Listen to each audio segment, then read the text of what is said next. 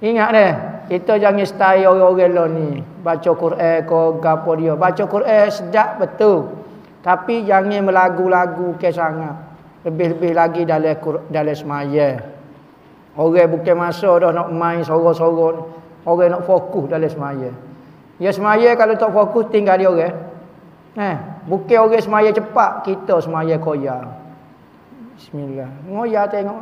Patut terlepas dah. Kalau semaya betul yang sebenarnya semaya ni. Allahu akbar.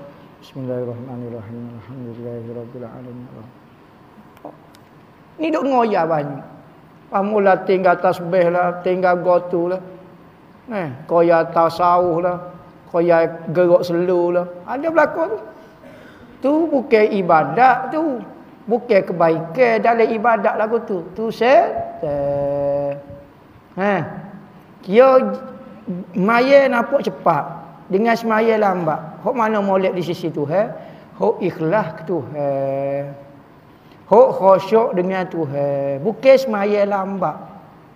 Semaya lambat kalau duduk mengoyak tak ada faedah di sisi Tuhan. Fokus kat semaya. Allahu akbar. Bismillah. Allahu akbar. Allahu akbar. Allahu akbar. Ni Allahu akbar. Bismillahirrahmanirrahim. Gi ping derah. Orang nak semaya dia main sorok. Kita bukan nak dengar sorok dia sangat. Dia baca nak suruh semaya kan.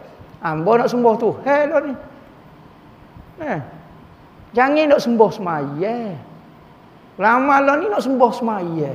Kita nak sembah Tuhan ke nak sembah semaya? Kita nak sembah Tuhan.